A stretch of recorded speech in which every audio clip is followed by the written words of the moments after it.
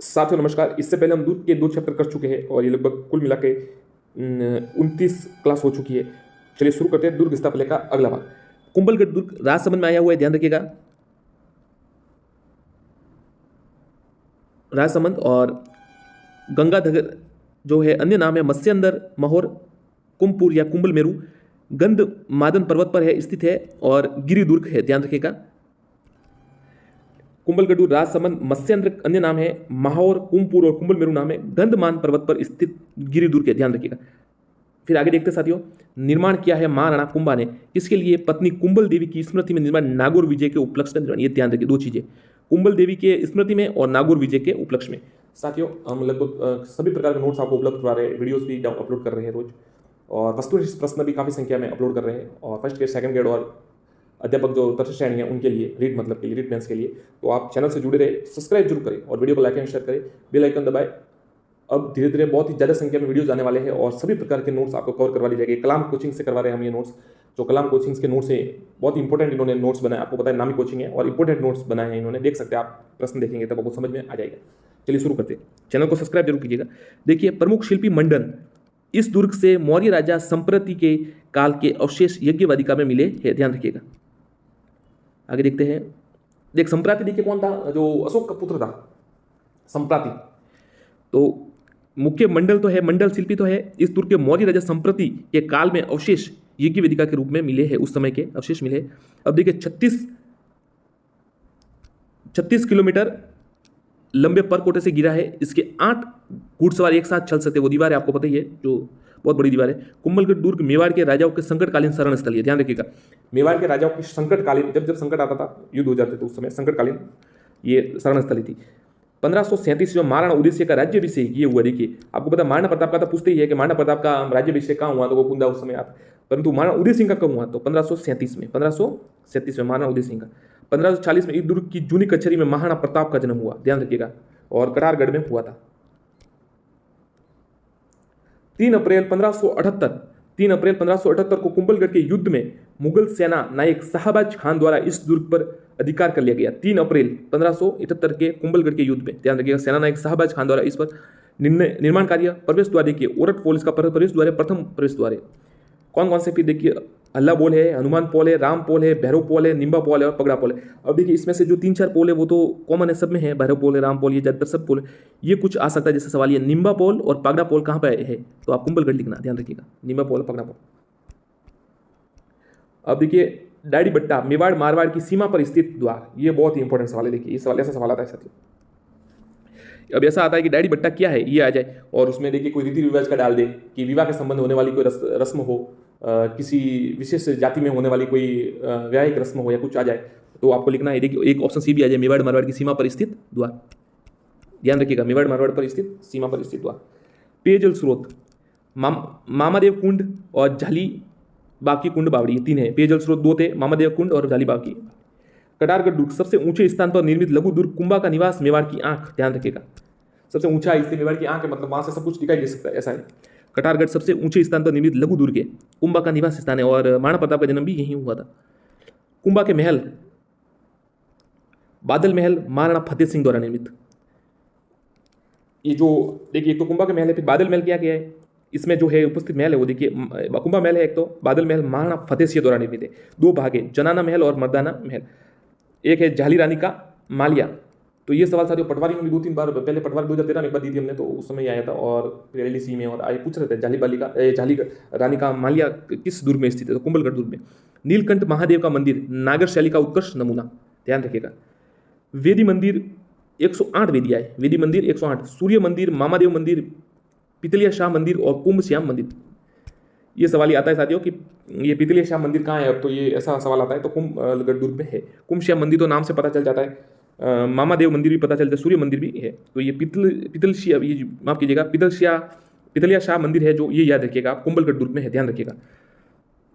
अब दुर्ग की तलहटी में उड़ना राजकुमार स्मारक, पृथ्वीराज सिसोदिया जो थे, सिसोदिया उड़ना राजकुमार जिन्हें कहा गया था, आपको पता ही है, वो सांगा के भाई थे, और उनमें जो राज्य के लिए युद्ध हो गया था, तो वो एक ज्योतिषी के पास गए थे, वहाँ पूछने के लिए कौन मतलब सिंहासन पद किसको प्राप्त होगा, तो जो उन्होंने था भूपी जो थे, आप कह सकते शायद महिला ज्योतिष जो, उन्होंने बता दिया कि ये सांगा का राज्याभिषेक की संभावना ज़्यादा, तो वहीं से उन्होंने लड़ाई शुरू हो गई। तो इस प्रकार साथियों ये मामला हुआ था। फिर जो आपको पता है पृथ्वीराज शिशुराज उड्डा राजकुमार इसलिए कहते हैं क्योंकि वो बहुत तेजी से, मतलब बहुत ही स्फूर्तिवान और बहुत ही पुरुषार्थी थे, बहुत ज़्यादा परिश्रमी थे। अगर जैसे वो मतलब आप कह सकते हैं कि सांगा से, मतलब राणा सांगा की जैसे उत्कृष्ट पुरुषत्व से भरपूर थे और मतलब काफ़ी युद्ध प्रिय थे, परंतु उनको किसी ने वो विष दे दिया था, फिर उनकी मृत्यु हो गई थी। और बनवीर जो था, बनवीर जिसने आपको पता है पन्नादाय के पुत्र चंदन को हत्या की थी, वध किया था, जो उनको राणा उदय सिंह समझकर, तो बनवीर उनका पासवान का जो पुत्र था। तो वास्तुकार, अब देखिए ये आपको ज़्यादा डीप बता दिया, चलिए वास्तुकार गगन पन्ना, याद रखिएगा वास्तुकार गगन पन्ना, ये जो दुर्ग की तलेटी में जो स्मारक है उड्डा राजकुमार का, तो उसका अबुल फजल द्वारा इस दुर्ग के बारे में कहा गया है कि दुर्ग इतनी बुलंदी पर बना हुआ है कि इसे देखने पर सिर की पगड़ी गिर जाती है। अब सवाल इसमें बनता है साथियों कि किस दुर्ग के बारे में कहा गया है कि इतना ऊंचाई की पगड़ी गिर जाती है ऊपर देखने में, तो कुंभलगढ़ दुर्ग किसने कहा है? अबुल फजल ऑप्शन आ जाएगा, बदायूं आ जाएगा, दूसरा जो खुसरो आ जाएगा, भले उस समय नहीं थे तो भी। तो इस प्रकार से ये 3-4 जो अरबी साहित्यकार जो इनका एक साथ में थे, तो मुगल के, उनके साथ वाले नाम आ जाएंगे। तो आपको फिर ये अबुल फजल ध्यान रखना है। आईने अकबरी, अबुल फजल लिखा था आईने अकबरी, ध्यान रखिएगा। जो सवाल आया था आपको पता है, इसमें से रीट में सवाल आया था किसका भाग है, वो आया था सवाल। अब देखिए सज्जनगढ़ का किला उदयपुर, वंशधरा पहाड़ी पर स्थित एक गिरी दुर्ग, निर्माण महाराणा सज्जन सिंह द्वारा, अन्य नाम मानसून पैलेस मेवाड़ का मुकुटमणि, ध्यान रखिएगा मानसून पैलेस और मेवाड़ का मुकुटमणि, सज्जनगढ़ किला उदयपुर में वंशधरा पहाड़ी पर स्थित है, ध्यान रखिएगा। जैसे चिड़िया टूक पहाड़ी पर मेहरानगढ़ है, इसी प्रकार वंशधरा पहाड़ी पर है ये सज्जनगढ़। वायरलेस केंद्र का संचालन किया जा रहा है यहाँ पर, तो ये सवाल आ सकता है किस दुर्ग से वायरलेस केंद्र का संचालन किया जा रहा है, तो आप कह सकते हैं सज्जनगढ़ का। अब देखिए ऊंटाला का किला, अब देखिए आप कह सकते साथियों कि ऐसा थोड़ी सवाल आता है, ऐसा नहीं आता, तो देखिए आने को कुछ भी आ सकता है। कभी तो एकदम देखिए सीधी बात है, किसी टॉपिक से एकदम सरल सवाल आएगा, किसी टॉपिक से बिल्कुल हार्ड सवाल आएगा, तो यही है। तो इसलिए आपको दोनों पढ़ना तो पड़ेंगे। जो परिश्रम करता है वो सफल होता है। आप बहुत सारा परिश्रम कीजिए, बस बाकी कहीं सवाल नहीं आएंगे। इसलिए कठोर परिश्रम की आवश्यकता है किसी भी स्थिति में। बिना परिश्रम से आपको पता है क्या उगता है, घास खरपतवार उगती है। आप खेतों में देखिए, जो अब जैसे फसल के समय जो खरपतवार जिसे कचरा कहते हैं, वो अपना आप उगाया, उसको किसी ने कुछ नहीं किया, और फसल उगाने में कितना परिश्रम लगता है। इस प्रकार से आपको ध्यान रखना है कि बस परिश्रम कीजिए, ताकि परिश्रम से आपकी सफलता मिलती है। बाकी कोई ऑप्शन शॉर्टकट तो इस संसार में संभव ही नहीं है, आप ध्यान रखिएगा। अब देखिए ऊंटाला का किला उदयपुर, महाराणा प्रताप के देहांत के पश्चात जहांगीर ने इस पर अधिकार किया, ध्यान रखिएगा। महाराणा प्रताप के देहांत के पश्चात जहांगीर ने इस पर, जहांगीर द्वारा कायम खां को नियुक्त किया। ये थोड़ा सवाल साथियों आ सकता है कि ऊंटाला के किले पर कायम किसको नियुक्त किया, तो कायम खां, परंतु कायम खां को किस किले पर नियुक्त किया, ये भी सवाल। ऊंटाला का किला उदयपुर। महाराणा अमर सिंह प्रथम, जो महाराणा प्रताप के पुत्र थे, इस समय 2 सरदारों सक्तावत व चुड़ावत द्वारा अमर सिंह से हरावल सेना का नेतृत्व मांगा। सक्तावत से तो बल्लू जी सक्तावत, और इनसे जत सिंह चुड़ावत। अमर सिंह द्वारा एक युक्ति द्वारा ऊंटाला दुर्ग में प्रथम प्रवेश करेगा, वह हरावल का नेतृत्व करेगा। देखिए क्या मतलब ये सवाल है साथियों कि जो हरावल मतलब आपको पता अग्रिम पंक्ति होती है सेना में, तो उनका देखिए इन्होंने मांगा बल्लू सक्तावत जी ने और जैत सिंह चुड़ावत जी दोनों ने मांगा। तो महाराणा अमर सिंह ने युक्ति क्या निकाली कि ऊंटाला दुर्ग में जो प्रथम प्रवेश करेगा वह हरावल का नेतृत्व करेगा, याद रखिएगा, ये इंपॉर्टेंट सवाल है। अब आगे देखते हैं गोकुंदागढ़ उदयपुर, सराड़ा का किला। गोकुंदागढ़ तो है उदयपुर में, सराड़ा किला उदयपुर, मेवाड़ का काला पानी। आपको पता है कई क्रांतिकारों को यहां पर रखा गया था। सराड़ा का किला है जो मेवाड़ का काला पानी कहा जाता है। शेवना का दुर्ग प्रतापगढ़, ध्यान रखिएगा, ये देखिए इंपॉर्टेंट है। शेवना का दुर्ग कहां है? प्रतापगढ़। जानागढ़ का किला प्रतापगढ़ मकबल खां के द्वारा निर्मित। ये देखिए साथी इंपॉर्टेंट सवाल ऐसा होता है, जानागढ़ का किला। अब ऐसा सवाल तो किसी मतलब फिर कम आता है, तो हम सुन ही नहीं पाते कि कौन सा सवाल कहां से आया, तो थोड़ा याद रखिए। देखिए जानागढ़ का किला है, जूनागढ़ नहीं है, जूनागढ़ तो बीकानेर में, जानागढ़ है प्रतापगढ़ में, और मकबल खां द्वारा निर्मित है, ध्यान रखिए। छोटी मांझी साहिबा का किला प्रतापगढ़ है। प्रतापगढ़ में कौन कौन से किले हैं आप याद रखिएगा। छोटी मांझी साहिबा का किला प्रतापगढ़ में, जानागढ़ का किला प्रतापगढ़ में, शेवना का दुर्ग प्रतापगढ़ में। और सरादा के किले में किस क्रांतिकारी को रखा गया, आप कमेंट बॉक्स में जरूर कमेंट कीजिएगा कि किस क्रांतिकारी को रखा गया था। बैसरोडगढ़ का किला, बैसरोडगढ़ चित्तौड़गढ़, चंबल और बामनी नदियों के संगम पर स्थित एक जल दुर्ग, राजस्थान का वेल्लोर के नाम से प्रसिद्ध, ध्यान रखिएगा, राजस्थान का वेल्लोर। चंबल और बामनी नदियों के संगम पर स्थित एक जल दुर्ग है, ये जल दुर्ग है, ध्यान रखिएगा, बैसरोडगढ़ चित्तौड़गढ़ में है, चंबल और बामनी नदी है। उस किले का निर्माण भैंसा शाह वरोड़ा नामक बंजारे ने द्वारा निर्मित है। भैंसा शाह वरोड़ा नामक बंजारा। तो इन्होंने ये करवाया था, इसे बेसरोडगढ़ कहा जाता है। कर्नल टॉयड द्वारा कहा, यदि मुझे राजपूताना के जागीर की पेशकश की जाए तो मैं सिर्फ बेसरोडगढ़ को चुनूंगा, ध्यान रखिएगा, कर्नल टॉयड ने ये कहा। बेगू का दुर्ग चित्तौड़गढ़, सलूम्बर का दुर्ग उदयपुर और तोहन दुर्ग काकरोली राजसमंद, ये ध्यान रखिए, 3 दुर्ग है ये, बेंगू चित्तौड़गढ़, सलम्बुर उदयपुर, तोहन दुर्ग काकरोली राजसमंद। धन्यवाद साथियों, अगला जो है वो अगले वीडियो में आपको बताएंगे। धन्यवाद, चैनल को सब्सक्राइब जरूर करें साथियों। नमस्कार, चैनल को सब्सक्राइब करें साथियों। देखिए, रीट परीक्षा आ रही है, सेकंड ग्रेड और फर्स्ट ग्रेड तीनों में राजस्थान जीके जरूर आता है। दुर्ग स्थापत्य कला उसमें महत्वपूर्ण टॉपिक है। तो ये कलाम कोचिंग्स के नोट्स है, हम वस्तुनिष्ठ प्रश्न भी करा रहे हैं कभी कभी कलाम कोचिंग्स, और जो उत्कर्ष है उनके नोट्स भी कभी कभी जो विभिन्न संस्थान हैं उनके नोट्स जो है वो प्राप्त है तो उनसे करवा देते। चलिए शुरू करते।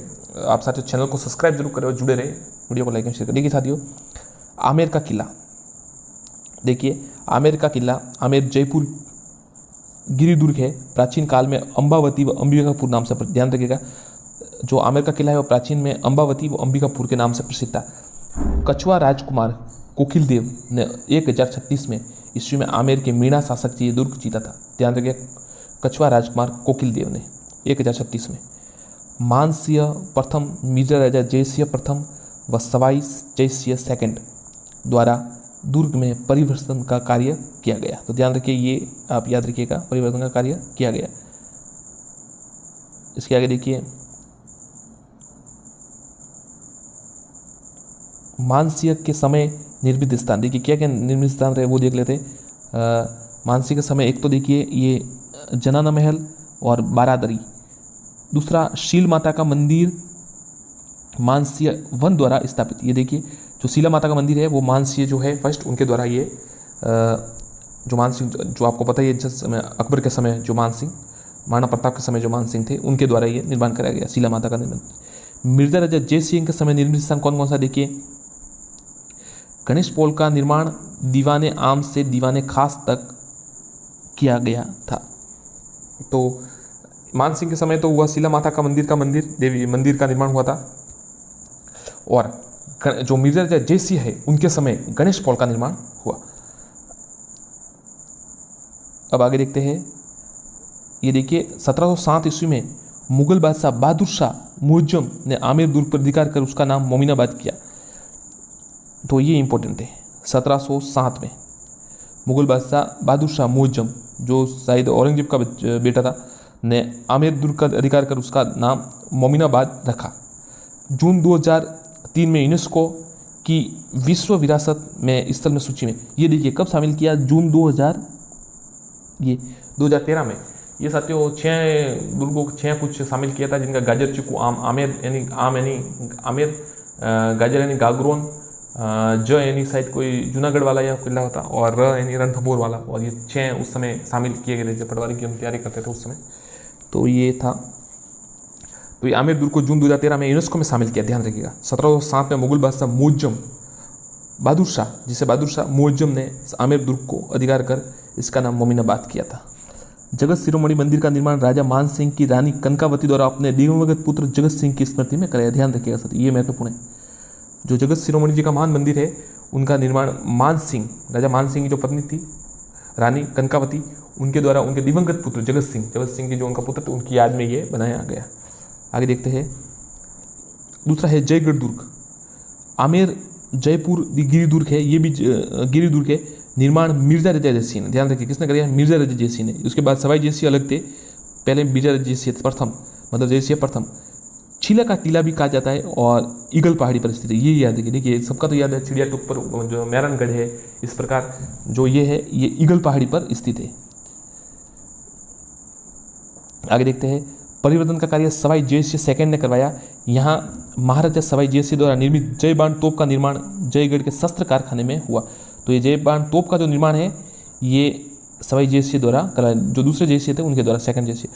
ये एशिया की सबसे बड़ी तोप है जिसे एक बार चलाया गया था।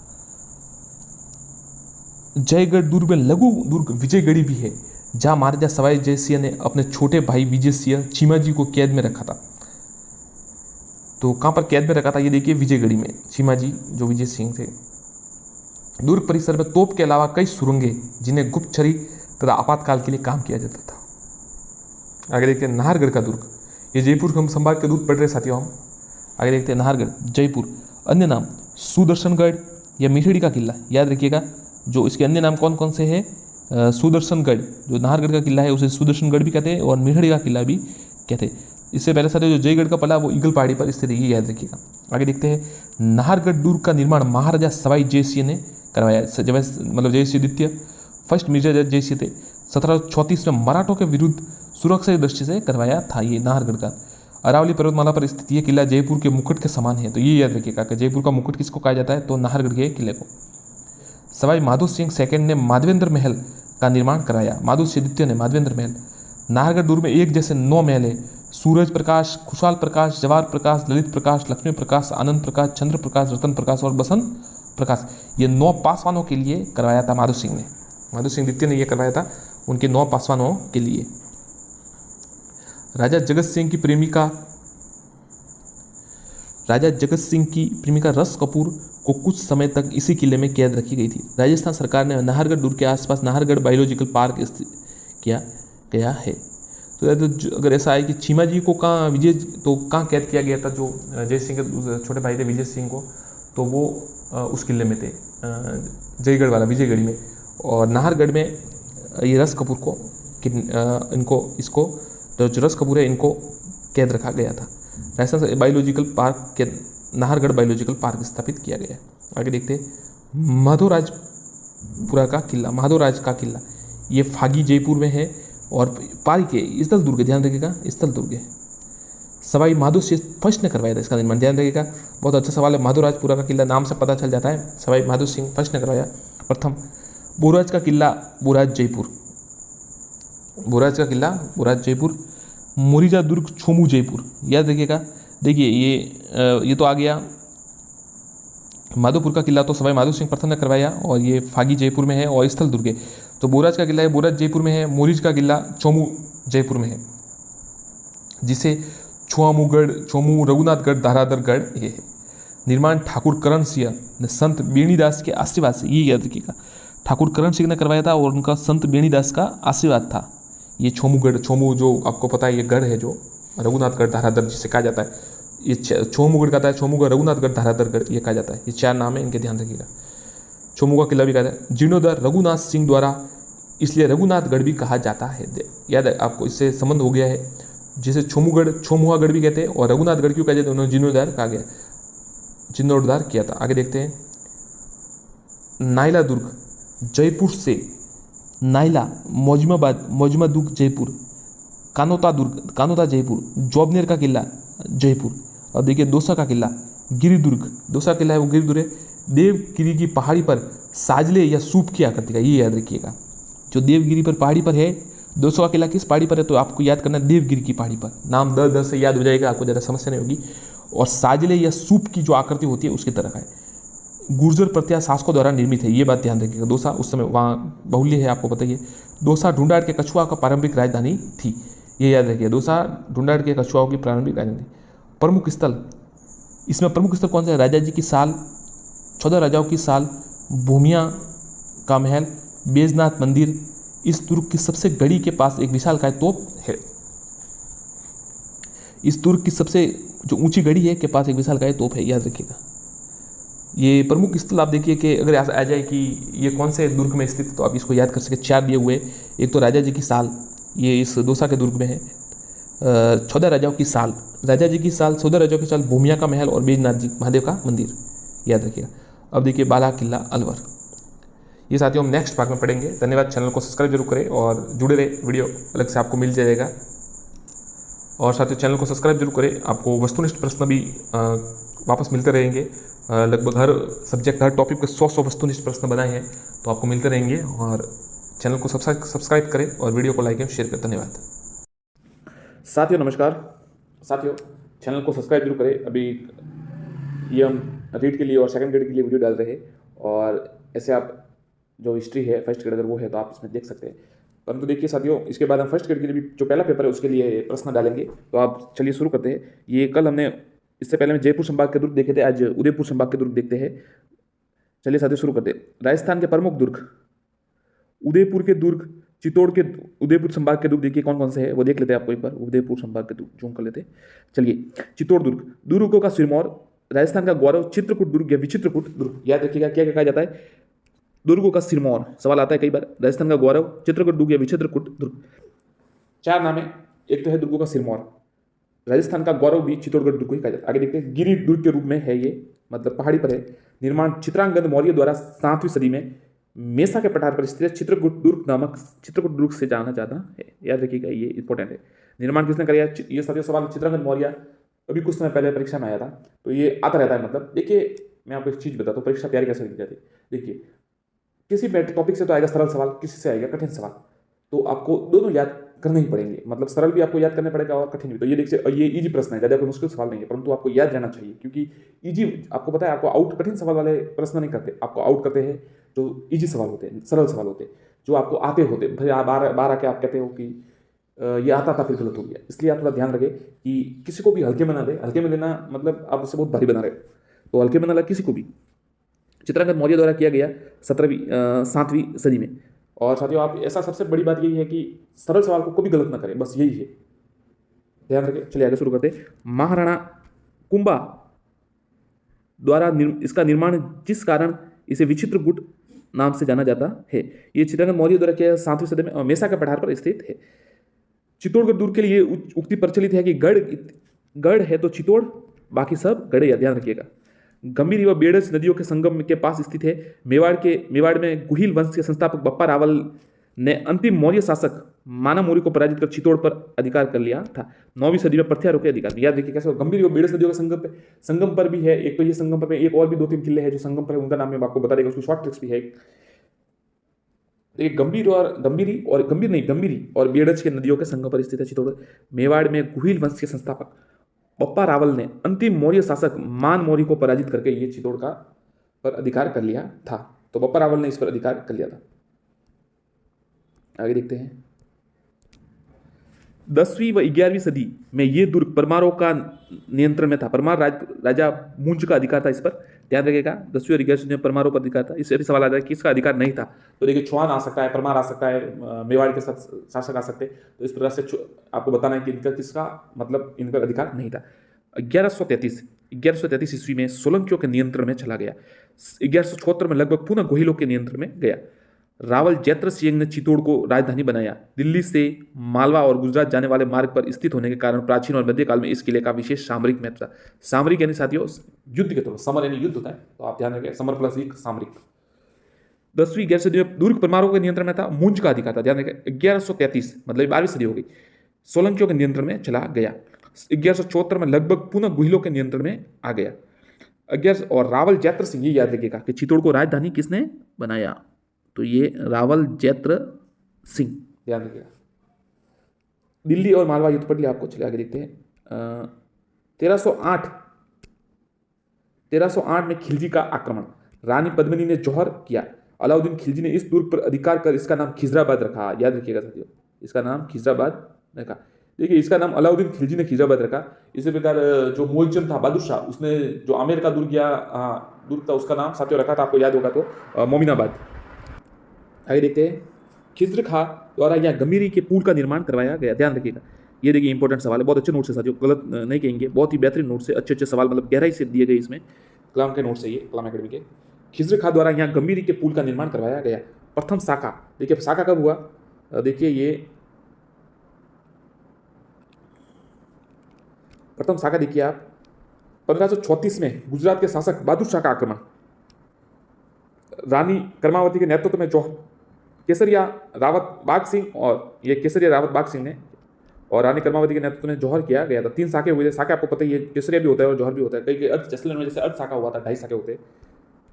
तो 1534 में याद रखिएगा, रानी कर्मावती जी के नेतृत्व में ये जौहर किया गया था, और केसरिया हुआ था रावत बाग सिंह के नेतृत्व में।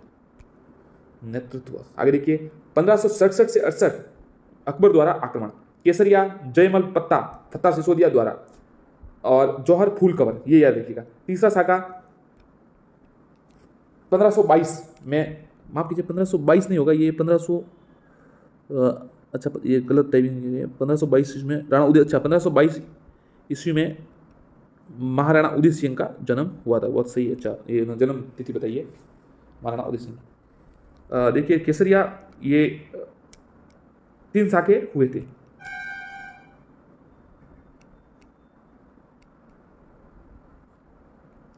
आगे देखते हैं दुर्ग निर्माण कार्य। दुर्ग निर्माण कार्य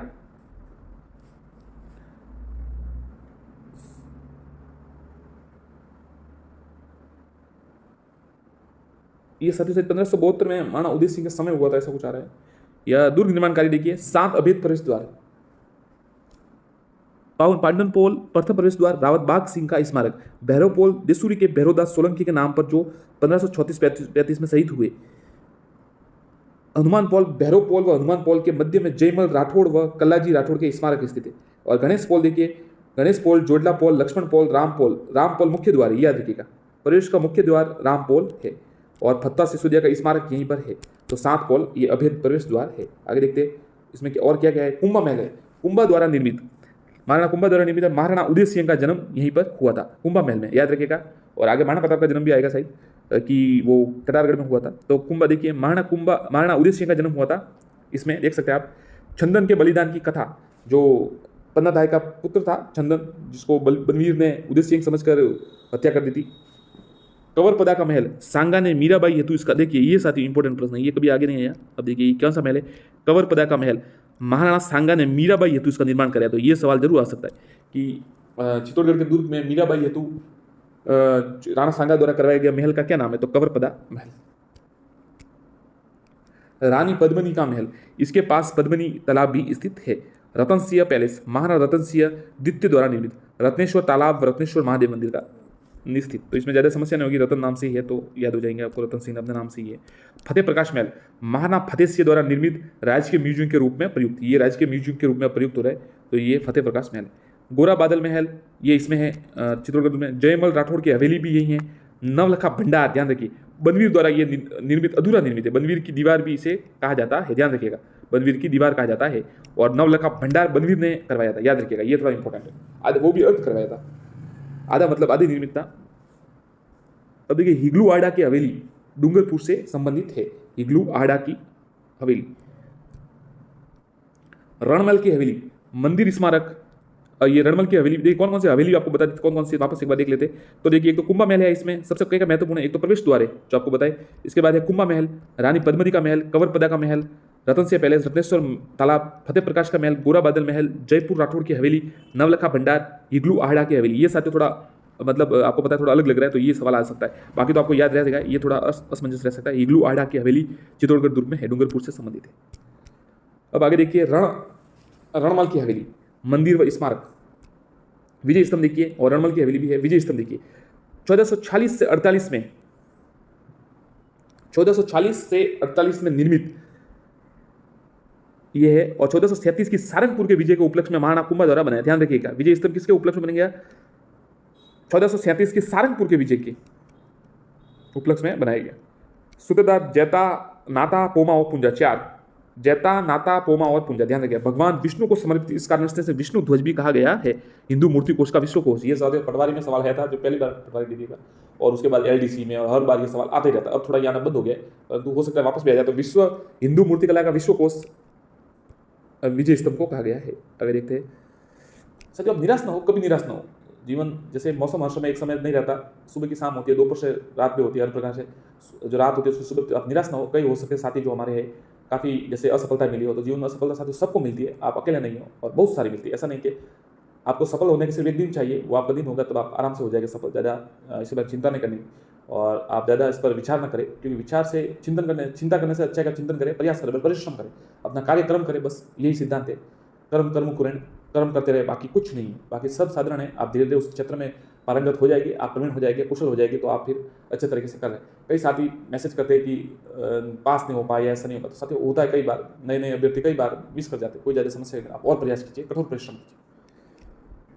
इतना करने के बाद ही साथियों हम जैसे अब इस लेवल में पहुंचे कि आपको बता पा रहे हैं या पढ़ा पा रहे हैं या कुछ करवा, तो इस लेवल पर है क्योंकि लगभग इतनी असफलता देखी होगी कि उसकी गणना भी,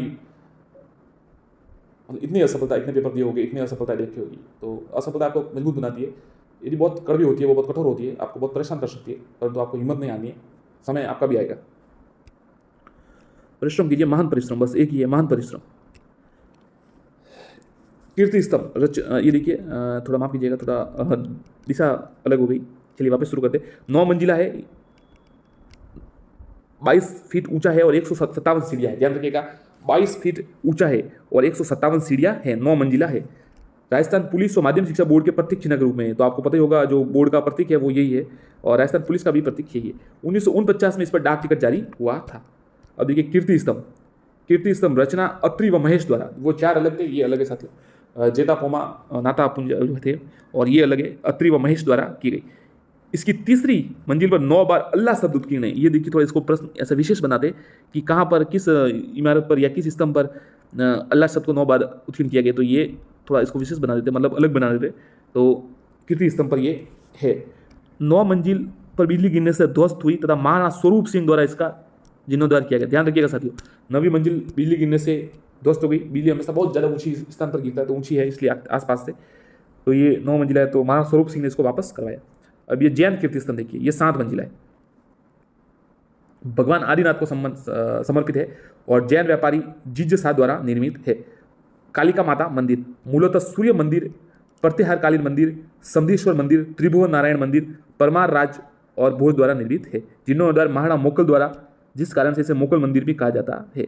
तो देखिए कालिका मंदिर मूलतः सूर्य मंदिर, प्रत्याहारकालीन, इसे समधेश्वर मंदिर और त्रिभुवन नारायण मंदिर भी कहा जाता है। ध्यान रखिएगा। 3 कालिका मंदिर को देखिए, ये तो मूलतः सूर्य मंदिर और प्रत्याहारकालीन मंदिर है, ये है। फिर समधेश्वर या त्रिभुवन नारायण मंदिर जो है इसे परमार राजा भोज ने निर्मित करवाया था, और जीर्णोद्धार इसका कराया था महाराणा मोकल ने, तो इसे मोकल मंदिर भी कहा जाता है।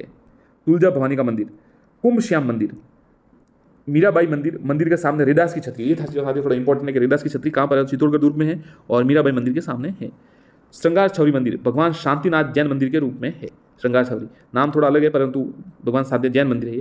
कुंभा के कोषाध्यक्ष बेलका ने इसका निर्माण करवाया था। ध्यान रखिएगा, बेलका जैन हो गए इसलिए कुंभा के कोषाध्यक्ष है, बेलका ने इसका, भगवान शांतिनाथ जैन। रमाबाई का विवाह यही हुआ था। देखिए बहुत इंपॉर्टेंट सवाल साथियों, रमाबाई का विवाह कहाँ हुआ था, गहरा अगर प्रश्न आ जाए, अब देखिए आने को तो कुछ भी आ सकता है, तो बहुत गहरा आ जाएगा, तो ये श्रृंगार छवरी मंदिर में है। नीलकंठ मंदिर, सतवीस देवरी मंदिर और बाण माता का अन्नपूर्णा मंदिर।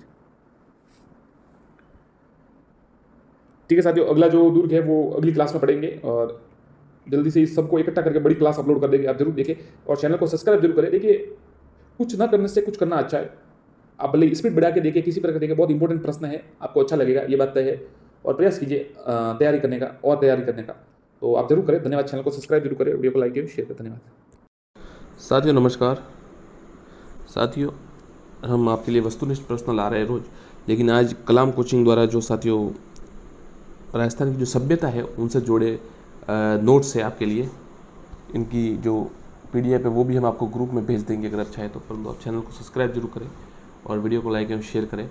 ये कलाम कोचिंग द्वारा नोट्स है और राजस्थान सभ्यता वाले नोट्स है। देखिए चलिए शुरू करते, उन्होंने क्या नोट्स बनाए हैं देख लेते हैं, आप भी, ये हो सकता है इंपॉर्टेंट प्रश्न हो कुछ। साथियों देखिए, राजस्थान में ताम्र कांस्य सभ्यता, सिंधु सभ्यता के प्रतिनिधि स्थल जो ताम्र है, कालीबंगा हनुमानगढ़, पीलीबंगा हनुमानगढ़, तारखान डेरा हनुमानगढ़ और कर्णापुरा हनुमानगढ़। देखिए आप देख सकते हैं, आप शायद क्लियर देख पाएंगे। कालीबंगा शाब्दिक अर्थ है काली चूड़िया, काली चूड़िया। स्थिति है घग्गर नदी के बाएं तट पर स्थित, हनुमानगढ़ जिले में स्थित। तो घग्गर नदी के बाएं तट पर स्थित है, हनुमानगढ़ में स्थित है। आगे देखते हैं, खोजकर्ता कौन है साथियों, तो देखिए खोजकर्ता है, खोज 1952 में हुई है, 1952 में, और अमलानंद घोष इनके खोजकर्ता है। सीधी सोदी ग्रामीण संस्कृति कालीबंगा एक को एक बताया है, जो है सोदी ग्रामीण संस्कृति को, इसका विकास सोदी ग्रामीण संस्कृति कालीबंगा एक से बताया है। अमलानंद घोष ने इसका विकास सोदी ग्रामीण संस्कृति कालीबंगा एक से बताया। उत्खनन 1961 से 69, खोजकर्ता अमलानंद घोष है और उत्खनन कार्य 1961 बीबी लाल व BK थापर ने कराया। ध्यान रखिएगा, कालीबंगा का BB लाल और BK थापर। MD खरे, जगपति जोशी व अन्य, अब अगर पूरा ज़्यादा डिटेल में मांगे तो आप ये बता सकते हैं। BB लाल BK थापर मोस्ट है और MD खरे, जगपति जोशी व अन्य। कालक्रम कितना है, 350 से 1750 BC, 2350 और 1750 ईसा पूर्व, कार्बन डेटिंग की पद्धति के आधार पर। चलिए आगे देखते हैं।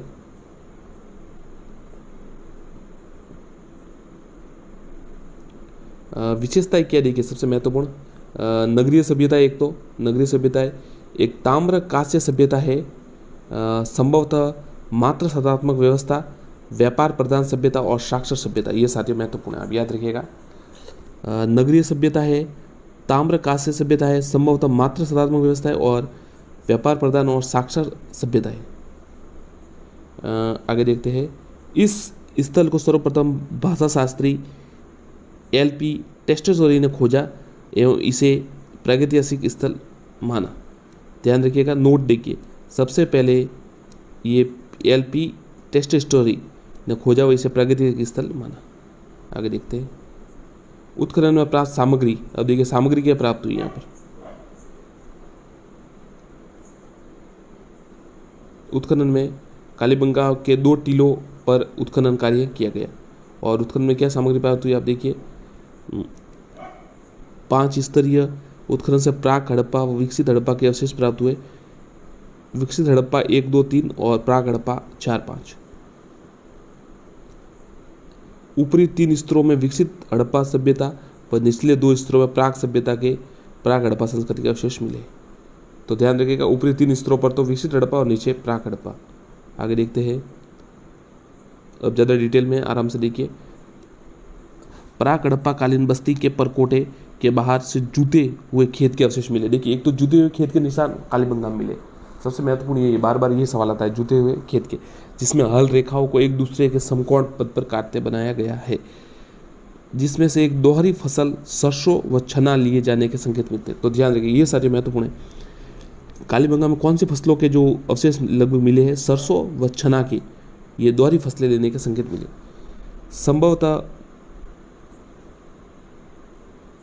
संभवतः भूकंप जैसी किसी प्राकृतिक आपदा से कालीबंगा बस्ती का अंत हुआ, उसके ऊपर विकसित कालीबंगा के दूर की टीले का निर्माण किया गया।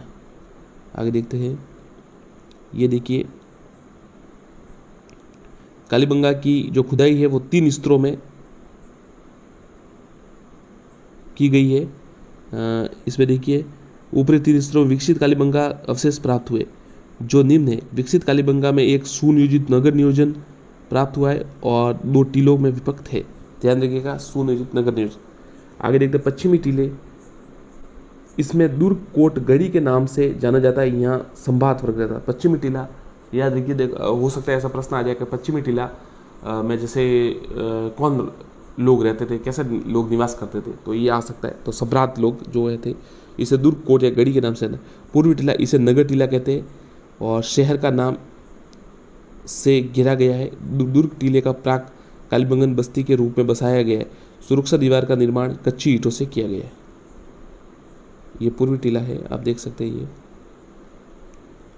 आगे देखते हैं, ये देखिए इन्होंने चित्र बनाया हुआ है। संभात वर्ग, ये देखिए कुआ, बुर्ज, मिट्टी के बने चबूतरे, परकोटा, और ये नगर टीला, पूर्व पश्चिमी टीला और पूर्वी टीला। अब देखिए गढ़ी क्षेत्र, गढ़ी क्षेत्र में प्रवेश के लिए चारों दिशाओं में प्रवेश द्वार बनाए गए थे तथा दक्षिणी द्वार के दोनों तरफ आरक्षक कक्ष बनाए गए। गढ़ी के पूर्व में पश्चिम से दिशा से एक लंबी दीवार द्वारा बांट दिया जाता गया था। ऐसा उदाहरण सभ्यता के अन्य किसी स्थल से प्राप्त नहीं होता है। आगे देखते हैं, गढ़ी दीवार एवं बुर्ज कच्ची ईंटों से निर्मित किए गए थे। गढ़ी वाले टीले के दक्षिणी उद्भाग में 5 से 6 कच्ची ईंटों वाले चबूतरे बने हैं, जिसमें जानवरों की जली हुई अस्थियां मिली है, जो इनके किसी बलि प्रथा से संबंध। तो देखिए, बहुत ही अच्छा सवाल साथियों, ऐसे ही इंपॉर्टेंट प्रश्न आते हैं। बलि प्रथा का संकेत कहाँ मिला है? ये कालीबंगा में मिला है। बलि प्रथा का संकेत किससे मिला? अस्थियां, जली हुई अस्थियां प्राप्त हुई है। इन चबूतरों पर कुओं तथा यक्ष वेदी तथा दूसरे चबूतरों पर 7 यज्ञ वेदी पंक्तिबंद प्राप्त हुई है। नदी के उत्तर अर्ध भाग से विशिष्ट जनों के आवास थे। आगे देखते हैं, गढ़ी के दक्षिण अर्ध भाग में जाने के लिए उत्तर व दक्षिण दिशा में सीढ़ियाँ थी। निचला नगर, इसे सामान्य जन निवास कहते हैं। कालीबंगा निचले नगर को सुरक्षा दीवार से घिरा गया। आगे देखते हैं, भवन निर्माण। कालीबंगा में कच्ची ईंटों के मकान मिलते हैं, जिसमें यह सभ्यता सैंध सभ्यता के अन्य स्थलों की अपेक्षा एक गरीब सभ्यता। साथियों देखिए कितना इंपॉर्टेंट सवाल है। अब देखिए, इसे गरीब सभ्यता भी कहा गया है, अन्य तुलना में गरीब सभ्यता दिखाई देती है। कालीबंगा में पक्की ईंटों का प्रयोग केवल कुआं या नालियां स्नानघर में हुआ है।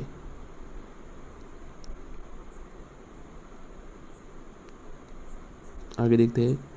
भवनों के रखवाले, भवनों के दरवाजे गली में खुलते हैं तथा भवनों में से 4-5 कमरे, रसोई घर, स्नान कुएं इत्यादि। भवन में एक पल्ले किवाड़ लगाए जाते हैं। ये चलिए नॉर्मल है सवाल ये तो। कालीबंगा में सार्वजनिक गलियों में अवशेष नहीं मिलते हैं। यहाँ समतल और लकड़ी की नालियों का प्रयोग होता। कमरे के फर्श के अलंकृत ईंटों के साक्ष्य मिलते हैं। सड़क व्यवस्था, सभ्यता में समकोण पर काट। साथियों नमस्कार। साथियों हम आपके लिए वस्तुनिष्ठ प्रश्न ला रहे हैं रोज, लेकिन आज कलाम कोचिंग द्वारा जो साथियों राजस्थान की जो सभ्यता है उनसे जोड़े नोट्स है आपके लिए। इनकी जो PDF है वो भी हम आपको ग्रुप में भेज देंगे अगर आप चाहें तो, परंतु आप चैनल को सब्सक्राइब जरूर करें और वीडियो को लाइक एवं शेयर करें। ये कलाम कोचिंग द्वारा नोट्स है और राजस्थान सभ्यता वाले नोट्स है। देखिए चलिए शुरू करते हैं। उन्होंने क्या नोट्स बनाए हैं देख लेते हैं। आप भी ये हो सकता है इंपॉर्टेंट प्रश्न हो कुछ। साथियों देखिए,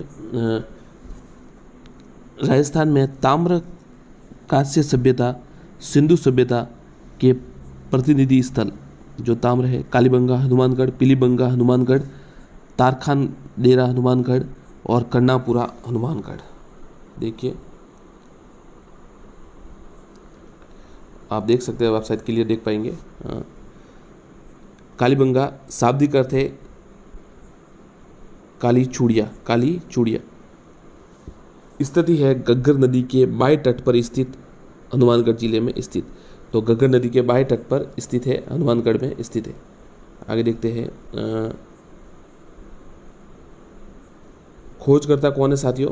तो देखिए खोजकर्ता है, खोज 1952 में हुई है, 1952 में, और अमलानंद घोष इनके खोजकर्ता है।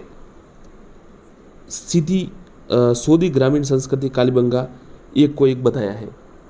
जो है सोदी ग्रामीण संस्कृति को, इसका विकास सोदी ग्रामीण संस्कृति कालीबंगा एक से बताया है। अमलानंद घोष ने इसका विकास सोदी ग्रामीण संस्कृति कालीबंगा एक से बताया। उत्खनन 1961 से 69। खोजकर्ता अमलानंद घोष है और उत्खनन कार्य 1961 में बीबी लाल व BK थापर ने कराया। ध्यान रखिएगा कालीबंगा का, बीबी लाल और BK थापर। MD खरे, जगपति जोशी व अन्य। अब अगर पूरा ज़्यादा डिटेल में मांगे तो आप ये बता सकते हैं। बीबी लाल BK थापर मोस्ट है और MD खरे, जगपति जोशी व अन्य। कालक्रम कितना है? 350 से 1750 BC, 2350 और 1750 ईसा पूर्व, कार्बन डेटिंग की पद्धति के आधार पर। चलिए आगे देखते हैं।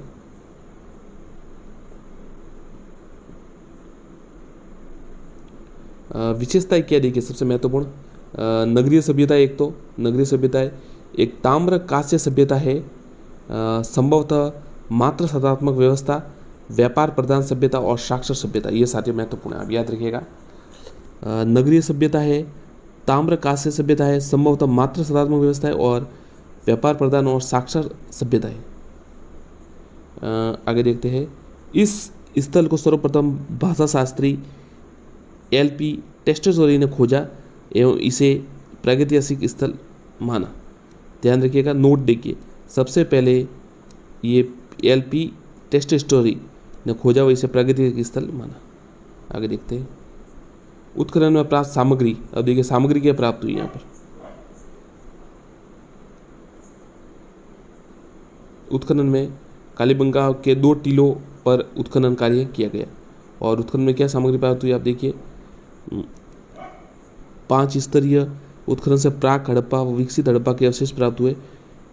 विकसित हड़प्पा 1, 2, 3 और प्राक हड़प्पा 4, 5। ऊपरी 3 स्तरों में विकसित हड़प्पा सभ्यता व निचले 2 स्तरों में प्राक सभ्यता के प्राक हड़प्पा संस्कृति के अवशेष मिले। तो ध्यान रखिएगा, ऊपरी 3 स्तरों पर तो विकसित हड़प्पा और नीचे प्राक हड़प्पा। आगे देखते हैं। अब ज़्यादा डिटेल में आराम से देखिए। प्राक हड़प्पा कालीन बस्ती के परकोटे के बाहर से जूते हुए खेत के अवशेष मिले। देखिए एक तो जूते हुए खेत के निशान कालीबंगा में मिले। सबसे महत्वपूर्ण ये बार बार ये सवाल आता है, जूते हुए खेत के, जिसमें हल रेखाओं को एक दूसरे के समकोण पद पर काटते बनाया गया है, जिसमें से एक दोहरी फसल सरसों व चना लिए जाने के संकेत मिलते हैं। तो ध्यान रखिए ये सारे महत्वपूर्ण है। कालीबंगा में कौन सी फसलों के जो अवशेष लगभग मिले हैं? सरसों व चना की ये दोहरी फसलें लेने के संकेत मिले। संभवतः संभवतः भूकंप जैसी किसी प्राकृतिक आपदा से कालीबंगा बस्ती का अंत हुआ, उसके ऊपर विकसित कालीबंगा के दुर्ग की टीले का निर्माण किया गया। आगे देखते हैं, ये देखिए कालीबंगा की जो खुदाई है वो 3 स्तरों में की गई है। इसमें देखिए ऊपरी 3 स्तरों में विकसित कालीबंगा अवशेष प्राप्त हुए, जो निम्न है। विकसित कालीबंगा में एक सुनियोजित नगर नियोजन प्राप्त हुआ है और 2 टीलों में विभक्त है। ध्यान रखिएगा, सुनियोजित नगर नियोजन। आगे देखते हैं पश्चिमी टीले, इसमें दुर्ग कोट गढ़ी के नाम से जाना जाता है। यहाँ संभात वर्ग रहता है। पश्चिमी टीला याद रखिए, हो सकता है ऐसा प्रश्न आ जाए कि पश्चिमी टीला में जैसे कौन लोग रहते थे, कैसे लोग निवास करते थे, तो ये आ सकता है। तो सम्राट लोग जो थे इसे दुर्ग कोट या गढ़ी के नाम से। पूर्वी टीला इसे नगर टीला कहते हैं और शहर का नाम से घिरा गया है। दुर्ग टीले का प्राक कालीबंगन बस्ती के रूप में बसाया गया है। सुरक्षा दीवार का निर्माण कच्ची ईंटों से किया गया है। ये पूर्वी टीला है, आप देख सकते हैं। ये आगे देखते हैं, ये देखिए इन्होंने चित्र बनाया हुआ है। संभात वर्ग, ये देखिए कुआ, बुर्ज, मिट्टी के बने चबूतरे, परकोटा और ये नगर टीला। पूर्व पश्चिमी टीला और पूर्वी टीला। अब देखिए गढ़ी क्षेत्र। गढ़ी क्षेत्र में प्रवेश के लिए चारों दिशाओं में प्रवेश द्वार बनाए गए थे तथा दक्षिणी द्वार के दोनों तरफ आरक्षक कक्ष बनाए गए। गढ़ी के पूर्व में पश्चिम से दिशा से एक लंबी दीवार द्वारा बांट दिया जाता गया था। ऐसा उदाहरण सभ्यता के अन्य किसी स्थल से प्राप्त नहीं होता है। आगे देखते हैं, गढ़ी दीवार एवं बुर्ज कच्ची ईंटों से निर्मित किए गए थे। गढ़ी वाले टीले के दक्षिणी उत्भाग में 5 से 6 कच्ची ईंटों वाले चबूतरे बने हैं, जिसमें जानवरों की जली हुई अस्थियां मिली है, जो इनके किसी बलि प्रथा से संबंध। तो देखिए बहुत ही अच्छा सवाल साथियों, ऐसे ही इंपॉर्टेंट प्रश्न आते हैं। बलि प्रथा का संकेत कहाँ मिला है? ये कालीबंगा में मिला है। बलि प्रथा का संकेत किससे मिला? अस्थियां, जली हुई अस्थियां प्राप्त हुई है।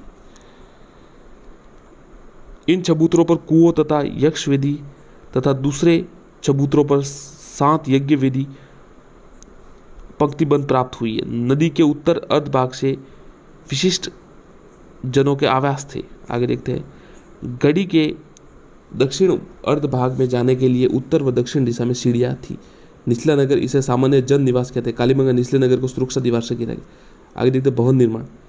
कालीबंगा में कच्ची ईंटों के मकान मिलते हैं, जिसमें ये सभ्यता सैंधव सभ्यता के अन्य स्थलों की अपेक्षा एक गरीब सभ्यता। साथियों देखिए कितना इंपॉर्टेंट सवाल है। अब देखिए इसे गरीब सभ्यता भी कहा गया है। अन्य तुलना में गरीब सभ्यता दिखाई देती है। कालीबंगा में पक्की ईंटों का प्रयोग केवल कुआं या नालियां स्नानघर में हुआ है।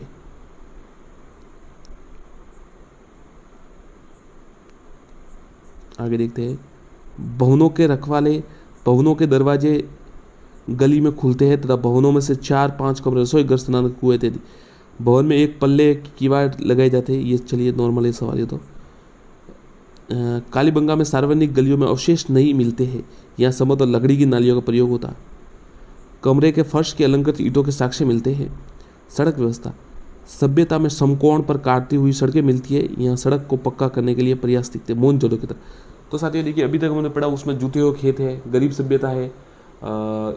एक जो मामला है आपको पता है, जिसमें कहा गया है कि बलि प्रथा का थोड़ा कुछ पता चल रहा है। शवादान, कालीबंगा में कब्रिस्तान गढ़ी के नदी के पश्चिम में स्थित थे। कालीबंगा में 3 प्रकार के शव विसर्जन मिलते। कुल 37 शव विसर्जन मिले हैं। पूर्ण समाधिकरण, आंशिक समाधिकरण, दाह संस्कार। अच्छा सवाल साथियों, बहुत ही अच्छा प्रश्न। 37 शव विसर्जन मिले, ध्यान रखिएगा। 3 प्रकार के मिले हैं 37, एक तो पूर्ण, आंशिक और दाह संस्कार। अंडकार गड्ढे में इसके कंकाल व मर्द भांड तथा अन्य सामग्री मिली है। आयताकार, इनमें सामग्री में लेकिन अस्थि अवशेष नहीं है। गोल गड्ढे केवल सामग्री है। आगे देखते साथियों, पूर्ण शव विसर्जन में शव को पीठ के बल लिटाया गया तथा इसके सर सिर को उत्तर दिशा में तथा पैर को दक्षिण दिशा में रखा गया। लेकिन एक उदाहरण ऐसा मिलता है जिसमें शव को पीठ के बल लिखाया गया था, सिर को दक्षिण दिशा में रखा। अब इसका क्या कारण हो सकता है साथियों? एक कब्र से प्राप्त शव से शारीरिक दोष का पता चलता है। उसके बाएं हाथ की कलाई की हड्डी दाएं हाथ की हड्डी से छोटी है। तो ये भी सारे महत्वपूर्ण सवाल है कि कहाँ पे प्राप्त शव में शारीरिक जो दोष का है पता चलता है, तो ये कालीबंगा से। एक अस्थिपंजर जलाए जाने का निशान मिलता है, एक कब्र में से तांबे का दर्पण मिला है। बहुत ही इंपॉर्टेंट सवाल है।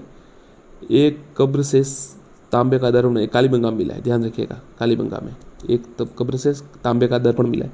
एक बच्चे की खोपड़ी में छेद मिले हैं, जिससे कालीबंगा के निवासी खोपड़ी की शल्य क्रिया परिचित होने की जानकारी। ये भी अच्छा सवाल साथियों, कालीबंगा में शल्य क्रिया से परिचित, तो ये कालीबंगा है, ध्यान रखिएगा, शल्य क्रिया से परिचित है। अन्य सामग्रियां, कालीबंगा में एक बेलनाकार मोहर मिली है जिसे मेसोपोटामिया सभ्यता की है। उस मेहर का कालीबंगा से मिलना व्यापारिक संबंधों की पुष्टि करता है। बहुत अच्छा सवाल, मेसोपोटामिया से मिली है, मेसोपोटामिया सभ्यता की है, और उसे जो उनके व्यापारिक संबंध का पता चलता है। एक मोहर मिली है, ऐसा भी आ सकता है कौन सी सभ्यता की थी, सिंधु का भी आ सकता है, किसी भी सभ्यता का लेकर ऑप्शन आ सकता है, आपको मेसोपोटामिया दें। आगे देखते हैं गणेश्वर सभ्यता। जो गणेश्वर संस्कृति है, स्थिति नीम का थाना सीकर, ताम्र पाषाण संस्कृति के अवशेष मिले, कांतली नदी के किनारे स्थित है। उत्खनन 1977-78 में रतन चंद्र अग्रवाल एवं श्री विजय कुमार के निर्देशन। ध्यान रखिएगा साथियों, 1977-78 में गणेश्वर का हुआ उत्खनन, और ये रतन चंद्र अग्रवाल और श्री विजय कुमार के निर्देशन में उत्खनन कार्य हुआ। अब देखिए प्राप्त सामग्री।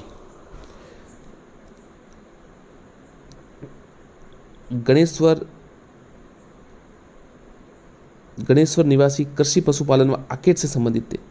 यहाँ के मकानों में पत्थर के प्रयोग के साक्ष्य मिले हैं तथा ग्रामीण बस्ती के बाढ़ से बचाने के लिए पत्थर के बांध बनाए जाने के साक्ष्य। अब देखिए साथियों, सवाल ऐसा ही बनता है, पत्थर के बांध बनाए जाने के साक्ष्य कौन से सभ्यता से मिले हैं, तो ये गणेश्वर से मिले, ध्यान रखिएगा।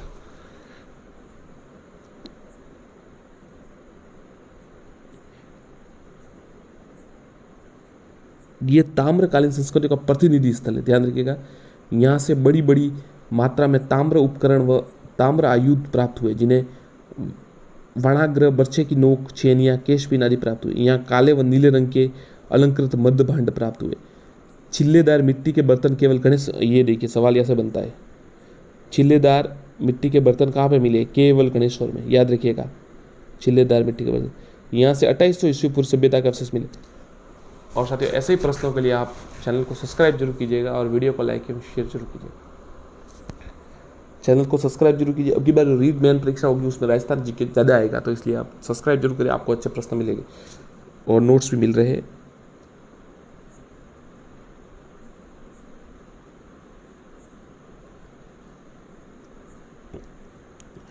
जयपुर जिले के शाहपुरा उपखंड में बैराट कस्बा स्थित है। ये बैराट सभ्यता आ गया है। देखिए, तो गणेश्वर में आपने देखा होगा, एक तो छिछेलदार वो मिट्टी वाला, और एक कोई इंपॉर्टेंट क्या रहा मैं आपको बता देता हूँ। 2800 ईस्वी पूर्व का लग रहा है, छल्लेदार मिट्टी के बर्तन यहाँ में मिले हैं। और साथियों, एक जो ये वाणाग्रह ये मिले हैं, ये प्रतिनिधि स्थल है और पशुपालन व आखेट के संबंधित थे। और सबसे महत्वपूर्ण, पत्थर के बांध बनाए जाने का अवशेष यहाँ पर मिले। बैराट सभ्यता देखिए, जयपुर जिले के शाहपुरा उपखंड में स्थित है। बैराट के आसपास कई टीले मिले, जिनमें बीजक की डुगरी, भीम की डुगरी और महादेव डुगरी। ये सवाल हमेशा आता है साथियों। बीजक 3 डुगरी मिली है, भीम, बीजक और महादेव। यहाँ महात्मा बुद्ध से संबंधित वो अवशेष मिले। खोजकर्ता कौन है, देखिए 1936-37 में दयाराम साहनी द्वारा, 1962-63 में नील रत्न बनर्जी व कैलाश नाथ दीक्षित व्यापक स्तर उत्खनन पर। तो देख सकते हैं आप, दयाराम साहनी द्वारा 1936-37 में, और उत्खनन वापस खोजते हुई है दयाराम साहनी द्वारा बैराट सभ्यता की, और उत्खनन 1962-63 में नील रत्न बनर्जी व कैलाश नाथ दीक्षित ने किया है। इस क्षेत्र से पाषाण काल से लेकर ऐतिहासिक काल तक के अवशेष मिले हुए हैं। पाषाण काल में इस क्षेत्र में मानव की उपस्थिति के चिन्ह मिले। अच्छा सवाल है, देखिए पाषाण काल में इस क्षेत्र में मानव की उपस्थिति के मिले। यहाँ से पाषाण काल के औजार व गुफा चित्रकारी मिली है। इस काल में संस्कृति का विस्तार दिंगारिया, भानगढ़ आदि क्षेत्रों में मिलता है। यहाँ से देखिए, इस काल की संस्कृति का विस्तार दिंगारिया व भानगढ़, बैराट क्षेत्र में ताम्र संस्कृति के अवशेष बैराट, किराडोल, चितवाड़ी, नंदलालपुरा, गणेश्वर क्षेत्र से मिलते हैं। आगे देखते हैं, 1818 में EIC ने दौलत राज सिंधिया से अजमेर को जीता। ये साथियों दूसरा सवाल आ गया है, माफ कीजिएगा। ये सैन्य बटालियन वाला आ गया था, इसके नोट्स आगे है, वापस बता देंगे। ये लेके राजस्थान में कांस्य सभ्यता, ये साथियों बैराट तक यही था। और चैनल को सब्सक्राइब जरूर करें और वीडियो को लाइक एवं शेयर करो। धन्यवाद।